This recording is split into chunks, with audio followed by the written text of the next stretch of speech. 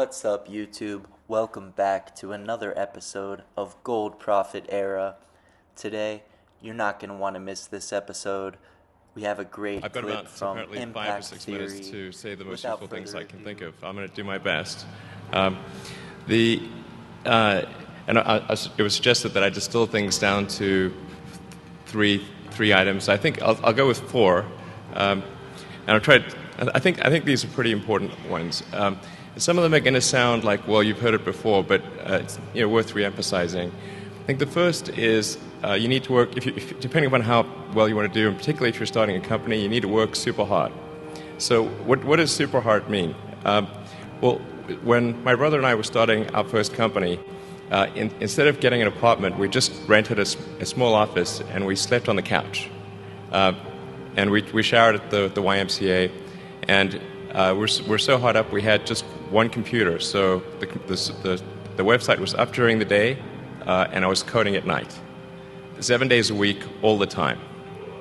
And I sort of briefly had a girlfriend in that period, and in order to be with me, she had to sleep in the office. So work hard, every waking hour. That's the thing I would say particularly if you're starting a company. And if you do simple math, you say okay, if somebody else is working 50 hours and you're working 100, you'll get twice as much done in the course of a year as the other company.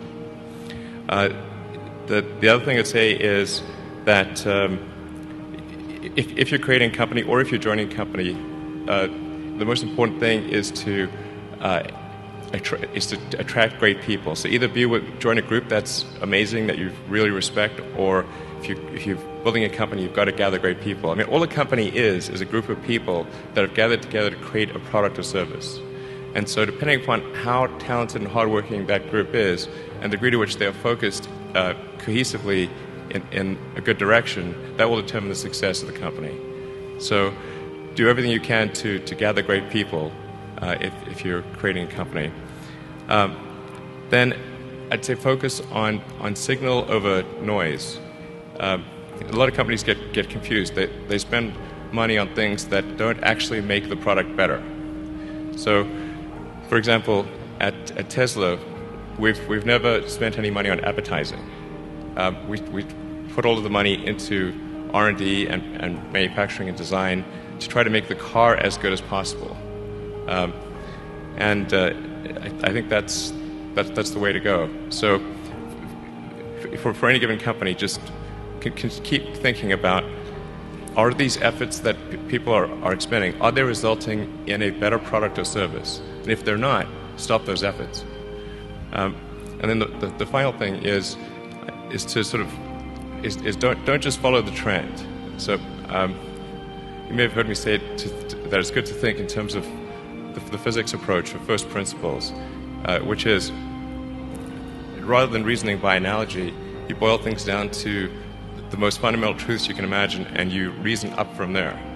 And this is a good way to figure out if something really makes sense, or if it's just what everybody else is doing.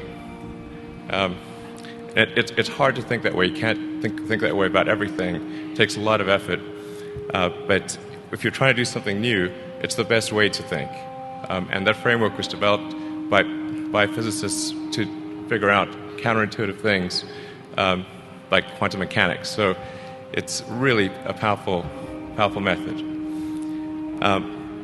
Anyway, so that's, and then I think that the final thing I would encourage you to do is, now is the time to take risk. You don't have, you don't have kids. As you get older, your obligations increase. So and once you have a family, you start taking risk not just for yourself but for your family as well. It gets much harder to do things that might not work out.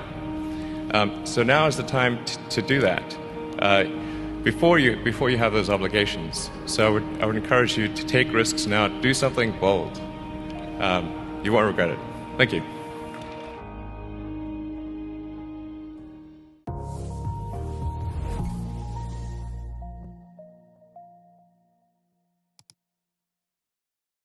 I've had a long career in multiple industries. If you list my sins, I sound like the worst person on earth. But if you put those against the things I've done right, it makes much more sense. The value of beauty and inspiration is very much underrated, no question. But I'm not trying to be anyone's savior. That is not I'm just trying to think about the future and not be sad. For me, it's simply this is something that is important to get done, and we should just keep doing it or die trying. And I don't need a source of strength. So quitting is not even like... It's not in my nature. And I don't care about optimism or pessimism. Fuck that, we're going to get it done. Tesla was under the most relentless short seller attack in the history of the stock market. Tesla was the most shorted stock in the history of stock markets.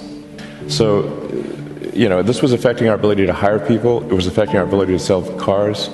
Yeah, it was terrible. They wanted Tesla to die so bad they could taste it.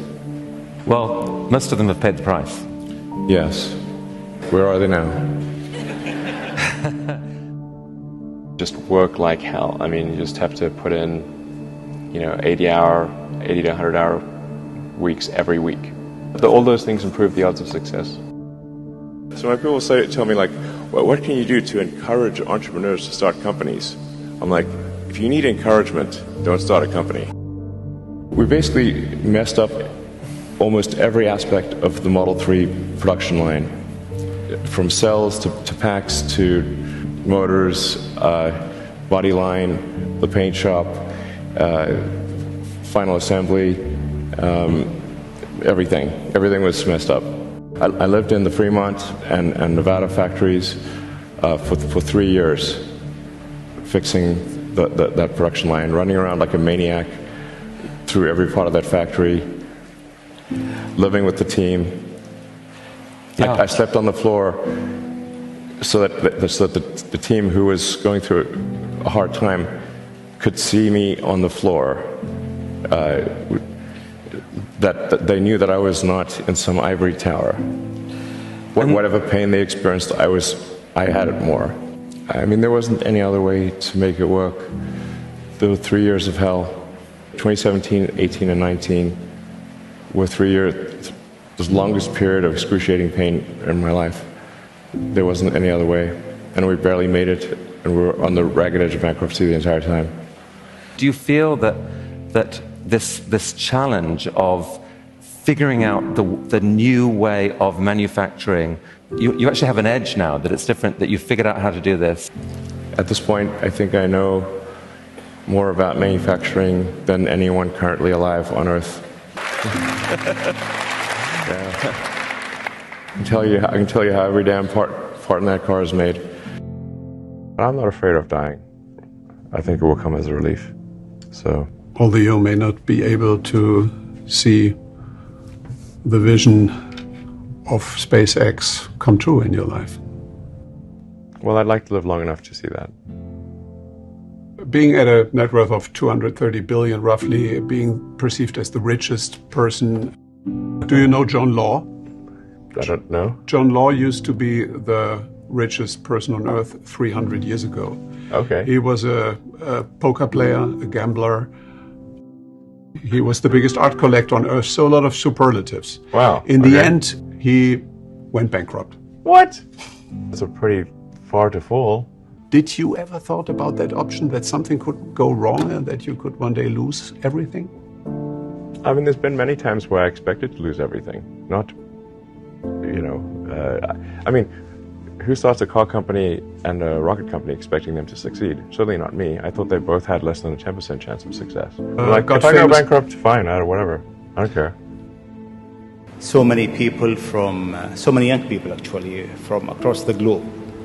If you have an advice to them, young people globally who want to be like Elon Musk, what's your advice to them? I think that probably they shouldn't want to be. You? I think it sounds better than it is. Okay. Yeah, it's not as much fun being me as you'd think. It could be worse for sure. Yeah, I mean, it's really hard starting a company. I mean, you have to basically be prepared to work constantly, from when you wake up to when you go to sleep. You have to be willing to deal with a lot of difficult problems and thorny problems. You have to be willing to deal with an enormous amount of stress. And you just got to push yourself super, super hard. I wouldn't recommend it for most people. No.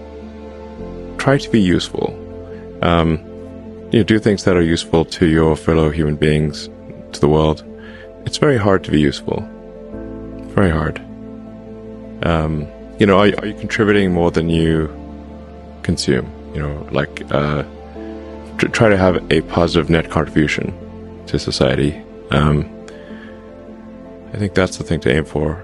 Not to try to be sort of a leader just for the sake of being a leader or whatever. A lot of times, the people you want as leaders are the people who don't want to be leaders.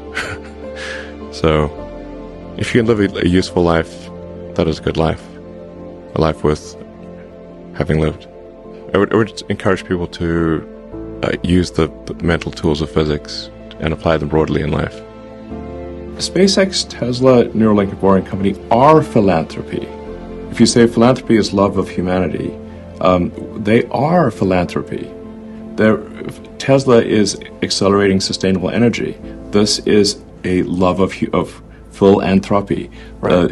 SpaceX is trying to ensure the long-term survival of humanity with multi-planet species. This is love of humanity. Neuralink is to help solve brain injuries and existential risk with AI, love of humanity. Boring Company is trying to solve traffic, which is hell for most people, and that also is love of humanity. I'd encourage people to read a lot of books. Just read. Basically, try to ingest as much information as you can, and try to also just develop a good general knowledge. So you at least have like a rough lay of the land of the knowledge landscape. Try to learn a little bit about a lot of things. Because you might not know what you're really interested in. How would you know what you're really interested in if you at least aren't doing a peripheral exploration broadly of the knowledge landscape, and talk to people from different walks of life and different industries and professions and skills and occupations. Just try learn as much as possible. Man's search for meaning. Isn't the whole thing a search for meaning? Yeah, what's the meaning of life and all, But just generally, like I said, I would encourage people to read broadly in many different subject areas, and then try to find something where there's an overlap of your talents and what you're interested in. So people may be good at something, or they may have skill at a particular thing, but they don't like doing it. Mm-hmm.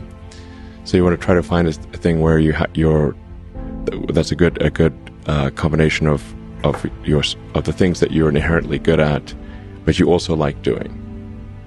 When you had that third failure in a row, did you think, I need to pack this in? Never. Why not? I don't ever give up. I mean, I'd have to be dead or completely incapacitated. Essentially, the longer you do anything, the more mistakes that you will make cumulatively, which if you sum up those mistakes, will sound like I'm the worst predictor ever. But for example, for Tesla vehicle growth, I said I think we'll do 50%, and we've done 80%. Yes. But they don't mention that one.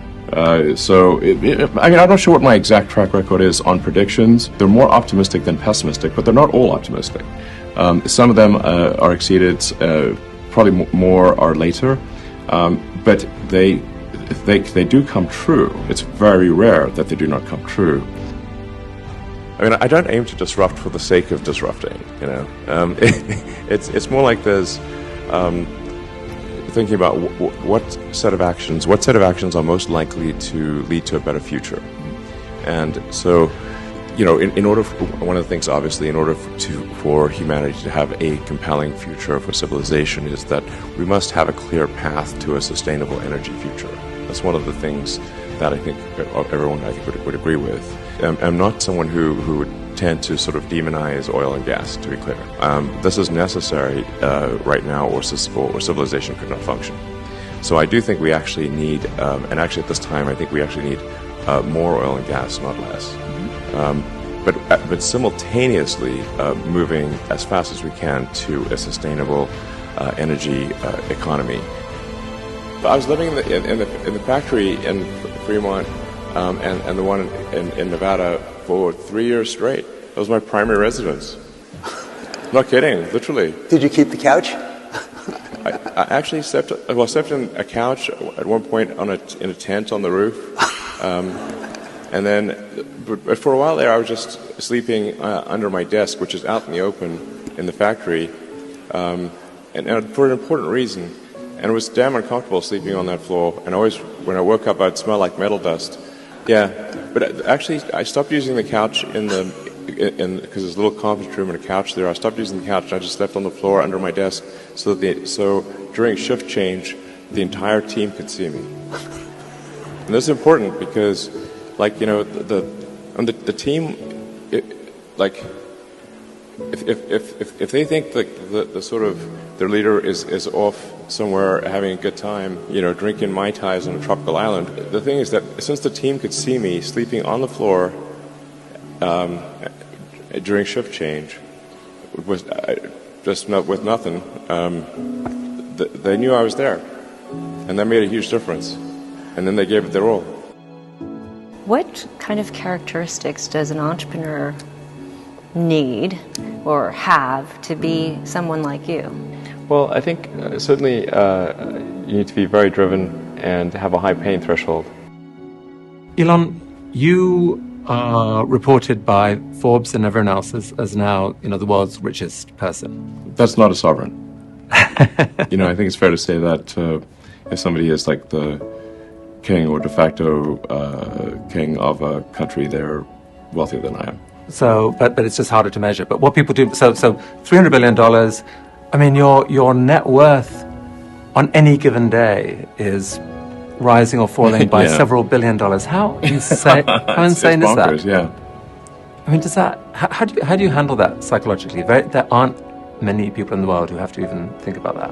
I actually don't think about that too much, but the thing that is actually more difficult, and that does make sleeping difficult, is that you know, every good hour or even minute of thinking about Tesla and SpaceX has such a big effect on the company that I really try to work as much as possible, you know, to the edge of sanity, basically, because Tesla's getting to the point where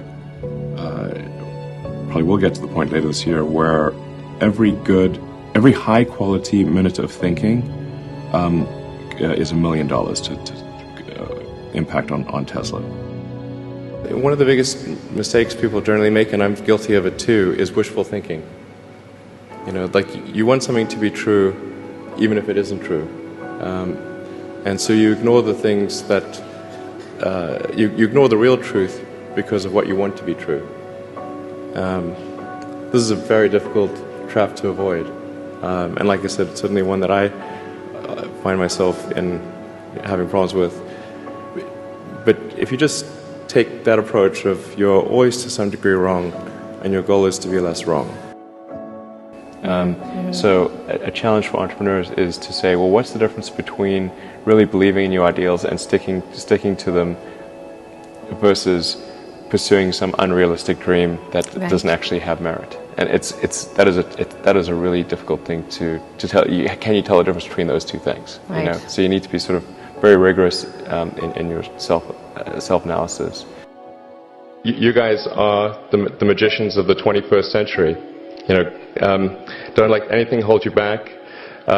Imagination is the limit, and go out there and create some magic. What Elon has to say about how he takes risks. Anyway, I literally just try to use a scientific method, frankly, and you know, consider the you know, what is the importance of the outcome, and what is one risking in order to achieve that outcome. And but like I said, if the outcome is important enough, even if the probability of success is low, one must, I think, still do it. In my view, you know, some things are very important, and in order to have a good future, and if we don't do them, well, then we're in big trouble. And so, and then how much of a risk really is it? Because if we don't take those actions, we won't have a good future. And I think the riskiest thing would be no action. Put a lot of stock and certainly have a lot of respect for someone who puts in an honest day's work to do useful things. And just generally to have like not a zero-sum mindset, or like have more of a grow the pie mindset. Like if you sort of say like when we see people like perhaps including some very smart people kind of taking an attitude of like doing things that seem like morally questionable, it's often because they have at a base sort of axiomatic level a zero-sum mindset, and they, without realizing it, they don't realize they have a zero-sum mindset, or at least they don't realize it consciously.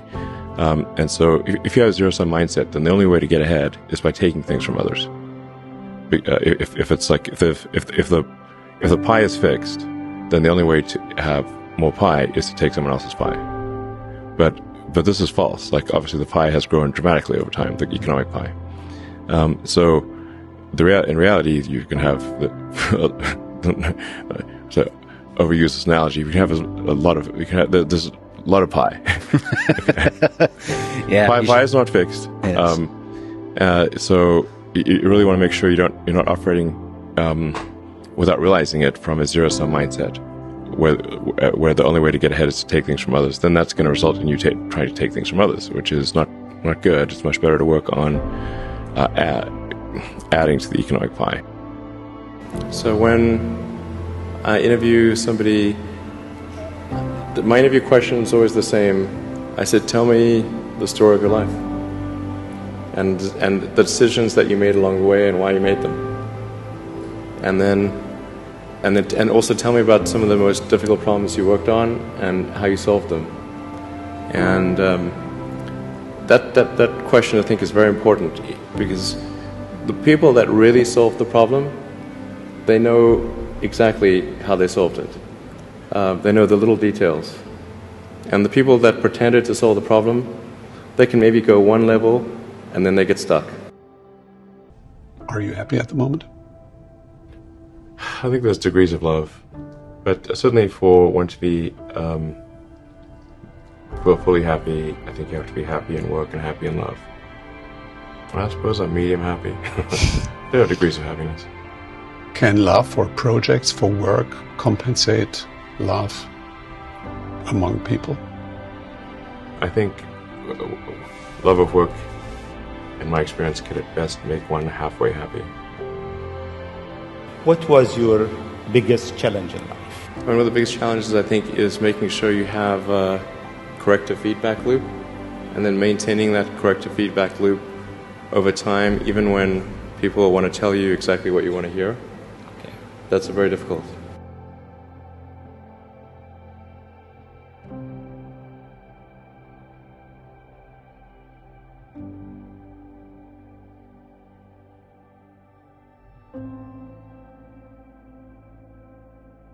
That third failure in a row, did you think, I need to pack this in? Never. Why not? I don't ever give up. I'd have to be dead or completely incapacitated. Really liking what you do, whatever area that you get into, given that even if you're the best, there's always a chance of failure. So I think it's important that you really like whatever you're doing. If you don't like it, life is too short. If you like what you're doing, you think about it even when you're not working.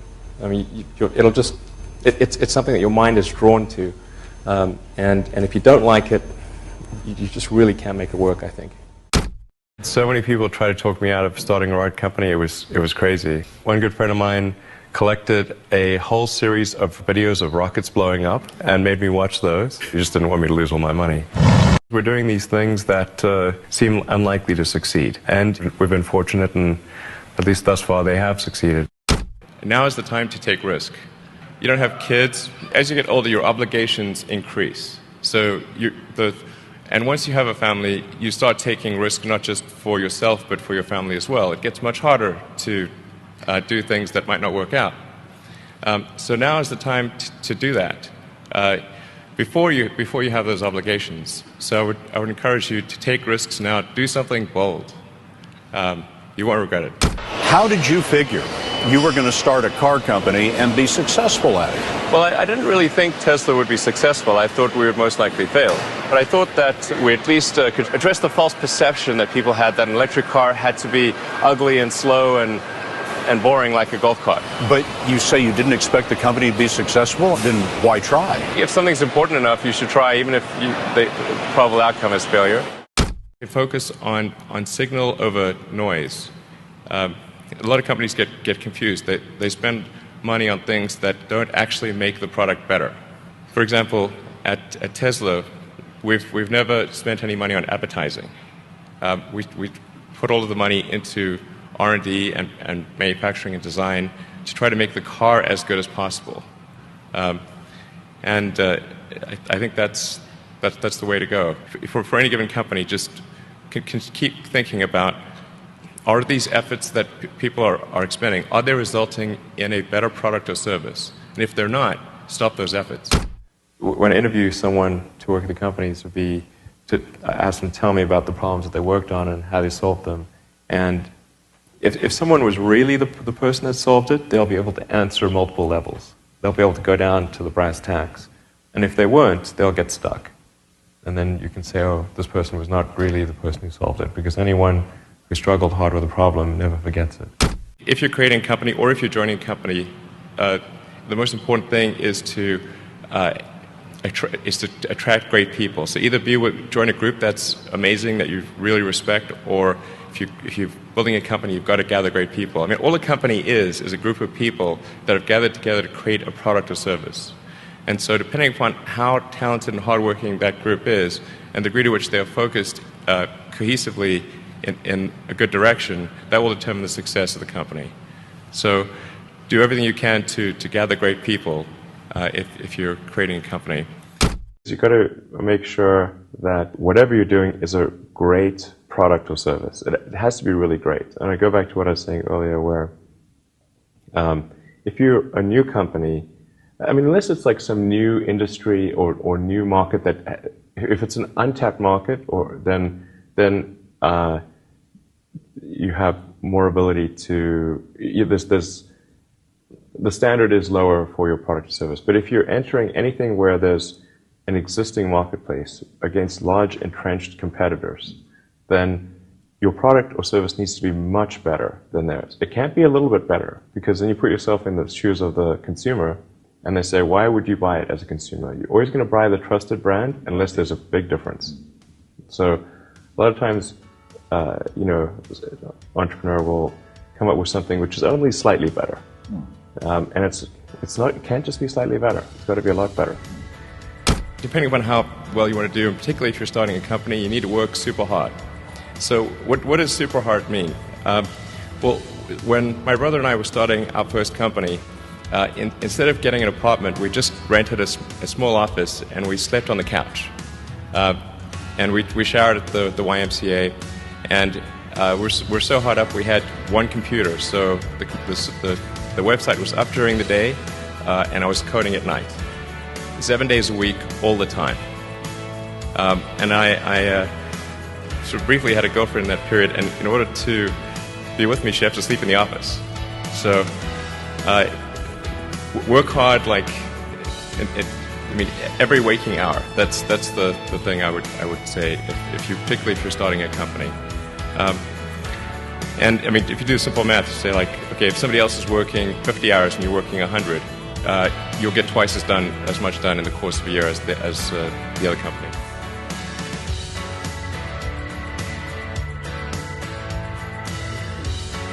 Our brain has evolved to discard information that it thinks has no relevance. If you think what is education, you're basically downloading data and algorithms into your brain, and it's actually amazingly bad in conventional education, because it shouldn't be this huge chore. So I think colleges are basically for fun and to prove you can do your chores, but they're not for learning.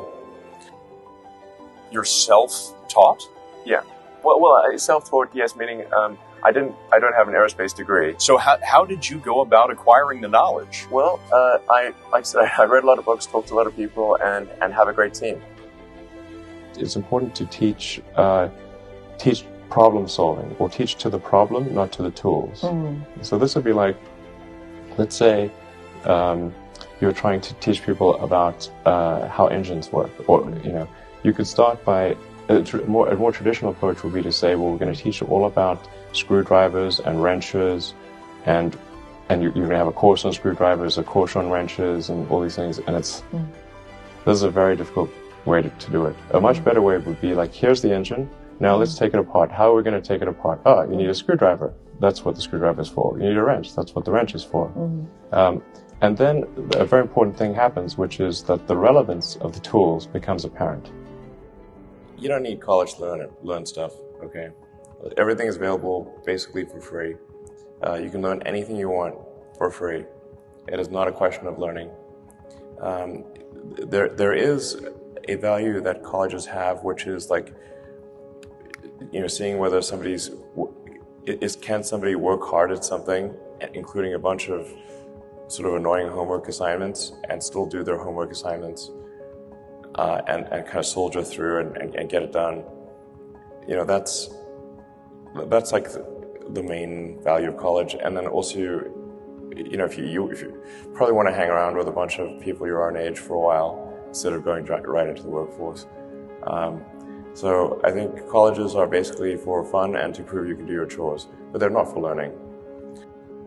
Generally, you want education to be like as close to a video game as possible, like a good video game. Like, you do not need to tell your kid to play video games. They will play video games on autopilot all day.